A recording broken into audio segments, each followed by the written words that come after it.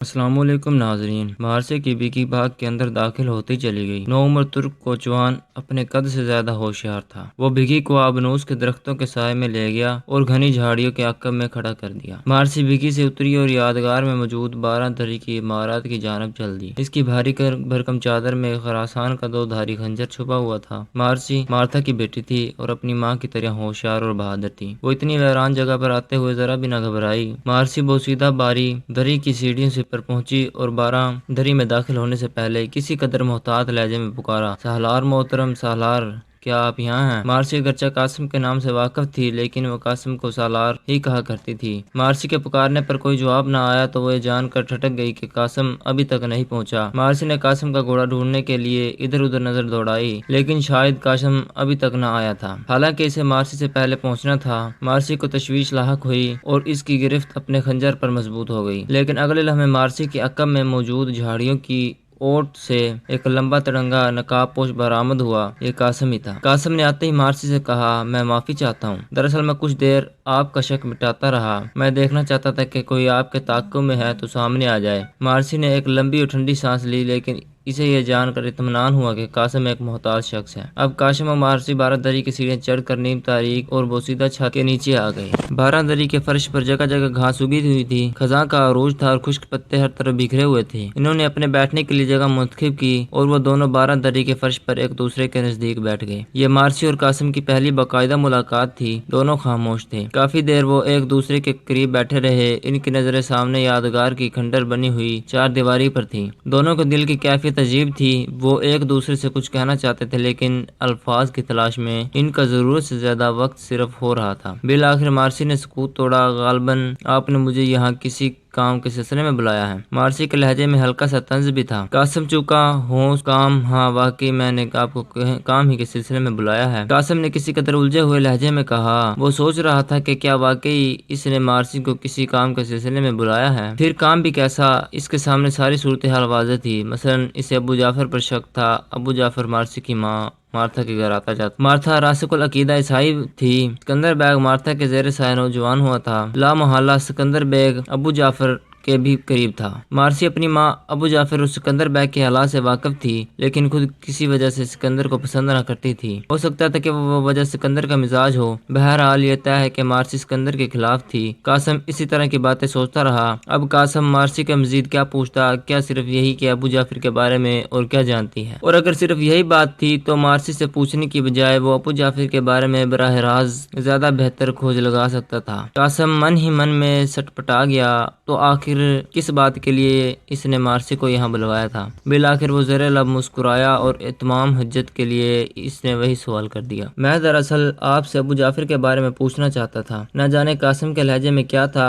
کہ یکلخت مارسی کا کہکا نکل گیا۔ قاسم نے سوچا یہ کہکا تو نہیں ہو سکتا، ایسا لگتا ہے جیسے کسی ہندوستانی مندر میں نکری گھنٹی بجی اٹھی ہو۔ مارسی صرف حسین ہی نہ تھی بلکہ بڑی بھرپور اور کشش شخصیت کی مالک تھی۔ مارتھا حسین، تجربہ کار ماں کی اسے بہادری سے بات کرنے اور تنقیدی نگاہ سے زمانے پر رکھنے کا فن بھی سکھایا تھا۔ مارسی بھانپ گئی کہ قاسم کے دل میں چور ہے، غالباً محبت کا چور، لیکن وہ قاسم جیسے وجیہہ مرد کی وفاداری اور شرمیلے پن پر حیران تھی۔ اس نے شریر آنکھوں سے قاسم کی جانب دیکھتے ہوئے کہا، میں تو ابو جعفر کے بارے میں صرف اتنا جانتی ہوں کہ وہ مسلمانوں کا مذہبی پیشوا ہے، بغدادی دروازے کی مسجد میں خطیب اور پچھلے 2 عشروں سے یہاں ادرنا میں مقیم ہے۔ مزید یہ کہ جب سے میں نے ہوش سنبھالا ہے میں اسے اپنے گھر آتا جاتا دیکھتی ہوں۔ وہ میری ماں کے ساتھ گھنٹوں اکیلے کمرے میں بیٹھ کر یقیناً کسی خفیہ سرگرمی پر بات کرتا ہے۔ میری ماں کٹر مذہبی عورت ہے اور مسلمانوں کے خلاف کچھ بھی کرنے سے دریغ نہیں کرتی۔ جہاں تک میرا اندازہ ہے سکندر کو میری ماں اور ابو جعفر نے سلطان کے ساتھ بے وفائی کے لیے تیار کیا ہے۔ مجھے سکندر قطعی پسند نہیں، وہ بچپن سے میرے ساتھ پل کر جوان ہوا ہے لیکن وہ فطرتاً کمینہ اور بد مزاج ہے۔ بس یہی چند باتیں ہیں جو میں جانتی ہوں۔ مارسی کے بیان پر قاسم دل ہی دل میں مسکرا دیا۔ اس نے جو کچھ سوچا تھا مارسی نے لفظ بہ لفظ وہی سب کچھ بتا دیا۔ اب اسے یقین ہونے لگا کہ اس نے مارسی کو محض اس لیے نہیں بلایا بلکہ اس ملاقات کے پیچھے کوئی اور جذبہ بھی ہے جو شروع میں کافی دن تک ہے نام سا رہتا ہے اور پھر جب اسے دھیرے دھیرے نام ملتے ہیں تو وہ محبت کہلاتا ہے۔ قاسم کو یکلخت خود پر غصہ آنے لگا۔ اس نے اپنے آپ سے کہا، قاسم میاں ہوش میں آؤ، تم ایک سپاہی ہو، تمہاری زندگی تمہارے دین کے لیے وقف ہے، تم کسی کے ساتھ عمر بھر ساتھ نبھانے کا بے ایمان کیسے باندھ سکتے ہو؟ اور پھر مارسی تو مسلمان بھی نہیں وہیں ایک عیسائی لڑکی ہے۔ من اس سے خیال آیا کہ اس نے مارسی سے ایک عجیب سوال کر دیا، اچھا مارسی، آپ کی کہانی سے تو ایسا لگتا ہے جیسے آپ سلطنت عثمانیہ اور اسلام کے لیے اپنے مذہب عیسائیت کی نسبت ہمدردانہ جذبات رکھتی ہیں۔ کیا آپ کے دل میں کبھی اسلام کو سمجھنے کا خیال بھی آیا ہے؟ قاسم کا سوال بہت عجیب تھا۔ مارسی نے چونک کر قاسم کو دیکھا اور یک لخت سنجیدہ ہو گئی۔ قاسم صاحب، میں نے اسلامی تعلیمات کے مطابق تعلیم حاصل کی اور پرورش پائی ہے۔ میرے رہن سہن، عادات و اطوار اور رگ پہ میں اسلامی جاری ہے۔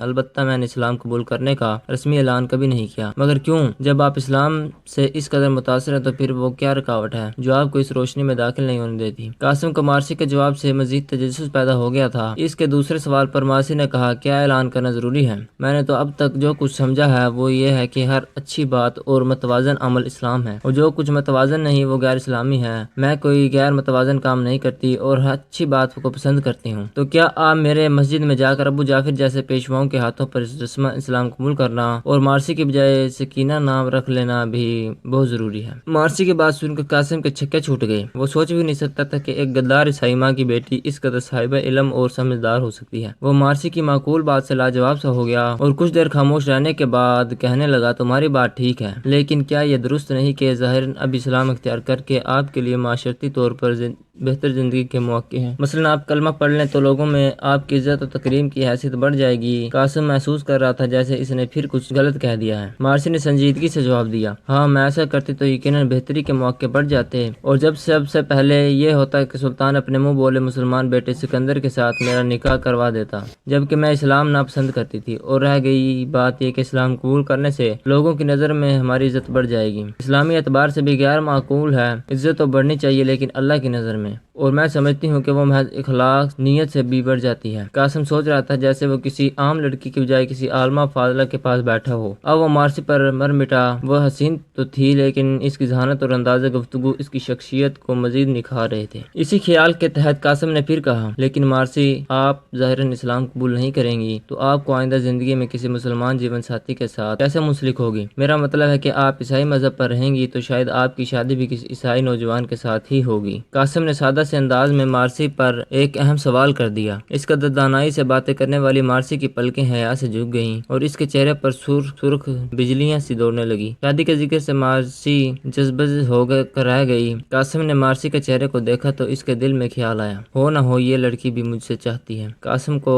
تمنیت ہی محسوس ہوئی۔ مارسی نے قاسم کے سوال پر صرف اتنا کہنا، مجھے ظاہری طور پر اسلام قبول کرنے پر کوئی اعتراض نہیں، میں تو اپنی ماں کے رویے کی وجہ سے خاموش ہوں۔ مارسی خاموش ہو گئی۔ قاسم اس کی بات سن کر خوشی سے بھولے نہیں سما رہا تھا۔ آج گویا مارسی نے صرف مسلمان ہونے کا اعتراف ہی نہیں کیا تھا بلکہ ایک طرح سے پیغام و محبت بھی قبول کر لیا تھا۔ اب قاسم کسی قدر کھل کر کہنے لگا، مارسی، آپ کی سحر انگیز شخصیت نے مجھ پر جادو سا کر دیا ہے۔ آپ ایک خاتون ہو کر مردوں سے زیادہ عقل و شعور کی باتیں کر لیتی ہیں، اور آپ کی آنکھوں سے تو مجھے ڈر لگتا ہے۔ آخری جملہ ادا کرتے ہوئے قاسم دو معنی انداز میں مسکرا دیا۔ مارسی مسکراتے ہوئے پوچھا، ڈر کیا اتنی بدصورت ہے میری آنکھیں؟ ساتھ ہی مارسی نے اپنی بڑی بڑی آنکھیں پٹ پٹائیں۔ قاسم نے مارسی کی حسین آنکھوں میں جھانکتے ہوئے کہا، مجھے ڈر لگتا ہے کہ میں کہیں ان جھیلیوں میں ڈوب ہی نہ جاؤں۔ یہ کھلی شرارت تھی۔ مارسی چھوئی موئی سی ہو گئی۔ اس کا چہرہ گلنار ہو چکا تھا۔ وہ زبان سے کچھ نہ بولی، بس ایک بار کسمائی اور پھر زیر لب مسکرا دی۔ قاسم نے لوہا گرم دیکھا تو پھر مخاطب ہوا، مارسی، اگر مجھے زندگی میں آپ کے مشوروں کا ساتھ ہو تو میں شاید دنیا کا آدھا فساد مٹانے کی جرات کر سکوں۔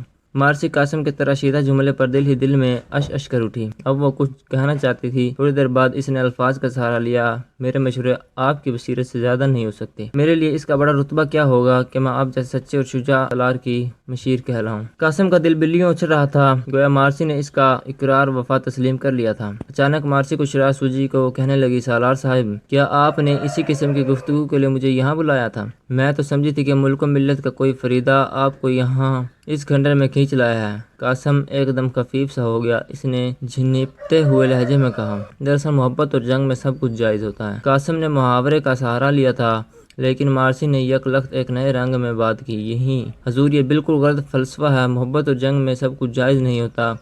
سب کچھ ایسا ہے جو نہ محبت میں جائز ہے نہ جنگ میں، لیکن شرط یہ ہے کہ جائز اور ناجائز قرار دینے کا فیصلہ انسانی نقطہ نظر کے خیال سے کیا جائے۔ یہ محاورہ تو حیوانات پر منطبق ہوتا ہے، کیونکہ وہ محبت اور جنگ میں سب کچھ جائز سمجھتے ہیں۔ اب قاسم کو اپنی کم مائگی کا احساس ہونے لگا۔ اس قدر قابل اور دانا لڑکی کے اعصاب پر سوار ہو رہی تھی۔ اس نے اپنے انداز میں خوبیدہ انسان کو آواز دی اور اگلے لمحے مارسی کو حیران کر دیا۔ مارسی، اس میں کچھ شک نہیں ہے کہ آپ کی نظر گہری باتیں پر کھلیتی ہے، لیکن حقیقت یہ ہے کہ محبت بھی جنگ ہی کا دوسرا نام ہے، یا جنگ محبت کا۔ میں ایک سپاہی ہوں، ملک و ملت کی بقا کے لیے جنگ لڑنا میرا فریضہ ہے، لیکن محبت میرے لیے اس فرض کی تکمیل کا راستہ۔ اس لحاظ سے میں محبت کے لیے بولا ہوں یا ملک و ملت کے لیے، ایک ہی بات ہے۔ قاسم کی خوبصورت بات سے مارسی کی آنکھیں پھٹی کی پھٹی رہ گئیں۔ اب وہ لاجواب ہو چکی تھی، چنانچہ خفت آمیز انداز میں محض ہنس کر خاموش ہو گئی۔